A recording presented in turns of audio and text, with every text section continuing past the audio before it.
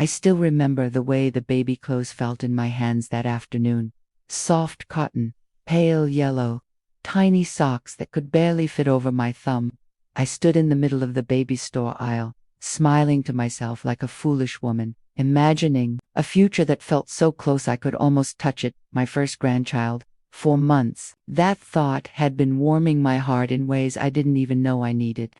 Ever since my son Daniel had called me one evening and said, "Mom, you're going to be a grandmother," my life had quietly rearranged itself around that single sentence. I cried that night, happy tears, the kind that surprised you because you didn't realize how badly you were waiting for something like this. Daniel and his wife, Emily, had been married for 5 years. They were good kids, busy, ambitious, modern. They lived about 3 hours away, and because of work schedules and distance, we didn't see each other as often as I wished. Still, we spoke regularly. Emily sounded tired lately, but I assumed it was normal pregnancy exhaustion. She talked about morning sickness, about cravings, about how her back hurt.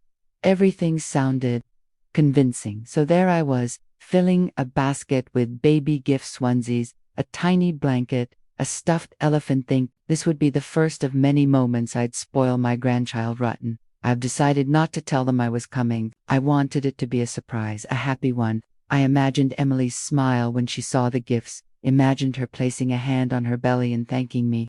I imagined hugging her carefully, like you do with pregnant women, afraid you might somehow break something precious.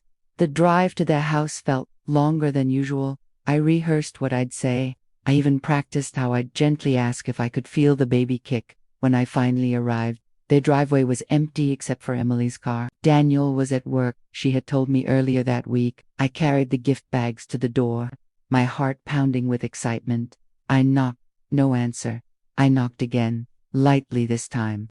Just as I was about to turn back to my car, the door unlocked. From inside, Kimberly stood there, startled, her face draining of color the moment she saw me. I mean Mrs. Harry," she said quickly, forcing a smile. Something about her reaction felt off. "I hope it's okay, I dropped by," I said, lifting the bags. "I brought some things for the baby." Her eyes flickered to the bags, then back to my face. For a brief second, I saw fear. Real fear. "Of course," she said, stepping aside. "Come in." The house felt unusually quiet. No music, no television, just silence, thick and uncomfortable. Emily walked ahead of me, slower than usual. Her hand rested on her belly, but it looked different somehow. I told myself not to be silly. Privacy changes the body. Every woman carries differently. She led me to the living room and excused herself. "I just need to grab something from the bedroom," she said. "Of course," I replied, settling onto the couch and placing the gifts beside me. As I waited, I glanced around the room. No ultrasound pictures, no baby books, no nursery items. I frowned slightly but brushed it off. Maybe they were keeping everything in one room. Maybe I was overthinking. Minutes passed, then I heard a noise from down the hallway, a rustling sound, followed by a sharp intake of breath, like someone had been caught doing something they weren't supposed to. "Emily," I called out. No response. Concern began to creep in. I stood up and walked slowly toward the hallway. The bedroom door was slightly open. I knocked gently. "Emily, are you okay?" Before she could answer, I saw it. Through the crack in the door, Emily stood in front of the mirror. Her back was to me. Her hands were at her waist, and she was peeling something away from her body. Something round, something fake. My heart stopped. The object came off completely, and she placed it on the bed. A silicone belly, a fake pregnancy belly. The world tilted up. My hand flew to my mouth as a quiet gasp escaped my lips. The gift bag slipped from my fingers and hit the floor behind me. Emily froze slowly. She turned around. Our eyes met in the mirror. Her face crumpled. "I can explain," she whispered. But in that moment, there was nothing she could say that would make sense of what I had just seen. The future I had imagined, the baby clothes, the tiny sucks, the laughter shattered into 1,000 painful questions. Why would someone fake a pregnancy? Why would my son lie to me? And what kind of pain drives a person to go this far? I didn't scream, I didn't cry. I simply stood there, holding my chest. realizing that sometimes the greatest betrayals come wrapped in hope, and that this story, this shocking moment, was only the beginning. For a long moment, neither of us moved. The fake belly lay on the bed between us, like a silent accusation. My heart was pounding so loudly that I could hear it in my ears. I felt dizzy, as if the ground beneath my feet had suddenly disappeared. Emily was the first to break the silence. She sank onto the edge of the bed, her shoulders shaking. Please, please, don't tell Daniel, she said, her voice barely audible. Not yet. That sentence cut deeper than anything else. Don't tell my son, I asked, my voice trembling. Emily, what is this? Why? She pressed her face into her hands and began to cry, not quiet tears, but the kind that come from somewhere deep inside, the kind you cry when you've been carrying a lie for too long. I didn't know what else to do, she said between sobs. I was scared. I was desperate. I pulled out a chair and sat down slowly, afraid my legs wouldn't hold me. I was angry, hurt, confused. But beneath all of that, there was something else, concern. Real concern. Start from the beginning. I said, tell me everything. Emily took a long breath, wiping her eyes. We've been trying to have a baby for 3 years, she said. 3 years of tests, doctors, injections, medications, hope and disappointment, every single month. She looked up at me, her eyes red and swollen. Everyone kept asking. Your relatives, Daniel's friends, my parents, when are you having a baby? What's taking so long? You're not getting any younger. I swallowed hard. I knew how cruel those questions could be, even when people didn't mean harm. Daniel wanted a child so badly, she continued. He never blamed me directly, but I could see it in his eyes every time another pregnancy test came back negative. I could feel his disappointment even when he tried to hide it. Her hands clenched into fists. And then one day, after another failed treatment, he said, maybe it's just not meant to happen for us. Her voice cracked. That scared me more than anything. She stood up and began pacing the room. I thought he was giving up on the idea of being a father. And if he gave up on that, what if he gave up on me too? My chest tightened. I suddenly saw Emily, not as a liar, but as a frightened woman drowning in expectations. So you pretended? I asked quietly. She nodded. It started as a stupid thought, just a thought. I saw an ad online for silicone pregnancy bellies for actresses, for movies, and something in my broken mind said, what if, she laughed bitterly. I told myself it would just be temporary. Just until we figured out our next step, IVF, adoption. Something, anything. Tears streamed down her face again. When I told Daniel I was pregnant, he cried. I'd never seen him cry like that. He hugged me and said it was the happiest day of his life. Her voice dropped to a whisper. That's when I knew I had gone too far. I closed my eyes. My son's joy built on a lie. It felt unbearable. Why didn't you stop? I asked. Why didn't you tell the truth then? Because once you start lying like that, the lie starts controlling you, she said. Every doctor's appointment I invented, every ultrasound picture I downloaded from the internet, every symptom I described, I memorized from pregnancy forums. She looked at the fake belly on the bed. This thing became my prison. Silence filled the room again. Finally, I spoke. Does Daniel know? She shook her head quickly. No, he thinks it's real. He talks to the belly at night, he plans names, he tells everyone at work. Her shoulders slumped. I hate myself for it. At that moment, anger surged through me. Emily, do you understand what you're doing? You're not just lying, you're setting up a disaster. For my son, for yourself, for this family. I know, she cried. That's why I'm falling apart. I stood up and walked to the window, needing air. Outside, the world looked normal, cars passing, birds flying, life continuing, unaware that inside this house, a truth bomb was ticking. When I turned back to her, my voice was firm but calm.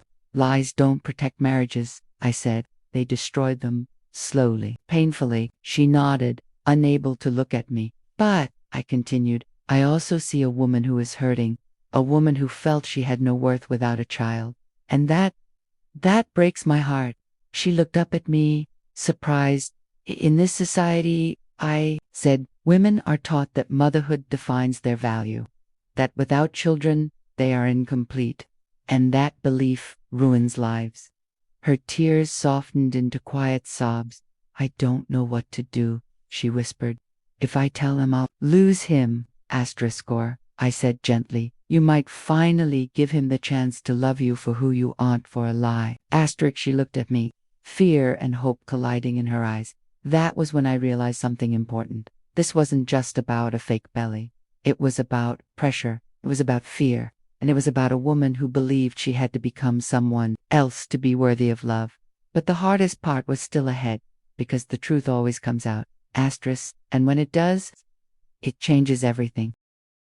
I didn't leave the house right away. I sat with Emily for a long time after her confession, not because I had forgiven her, but because walking away felt like abandoning someone who was already hanging by a thread. We both knew what had to happen. Next, the truths had to come out. But knowing something and being ready for it are two very different things. Emily kept twisting her fingers together, her eyes fixed on the floor. I don't know how to tell him, she said. Every time I imagine his face when he finds out, I feel sick.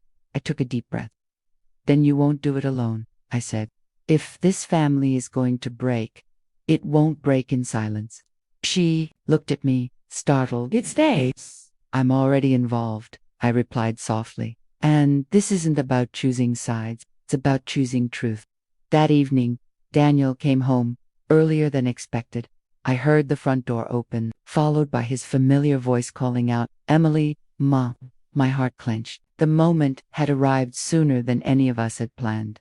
He walked into the living room, smiling until he saw our faces. What's wrong? He asked, his smile fading.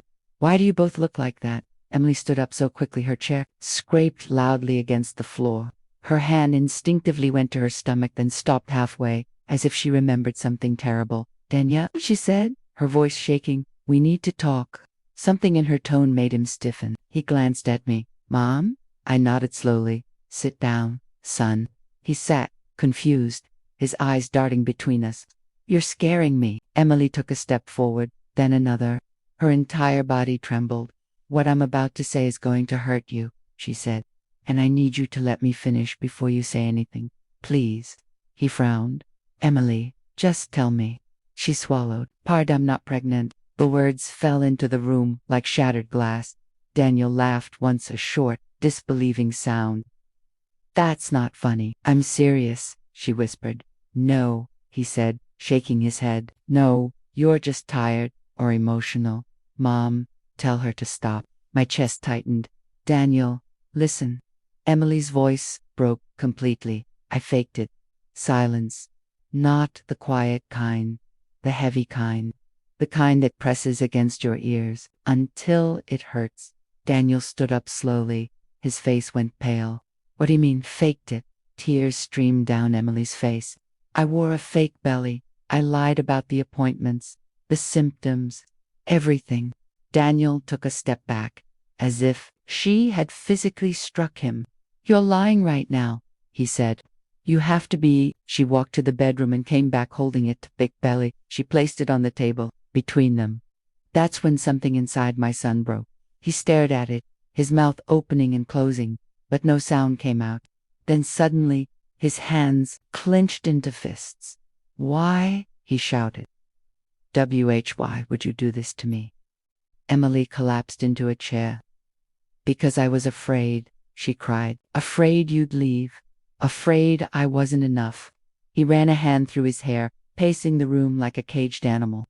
I trusted you, he said, his voice rising. I told everyone. I told my boss. I told my friends.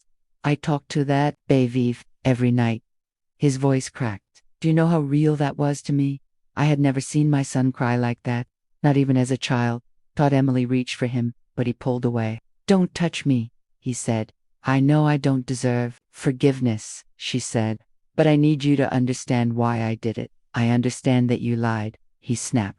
That's all I understand. The room felt like it was suffocating us. That's when I spoke, Daniel. I said firmly, your wife didn't fake a pregnancy because she's cruel. She did it because she believed her worth depended on giving you a child. He looked at me, anger flashing in his eyes. That doesn't make it okay. No, I agreed. It doesn't, but it makes it human. He sat down heavily, burying his face in his hands. All this time, you were suffering alone, he asked quietly, not looking at her. She nodded.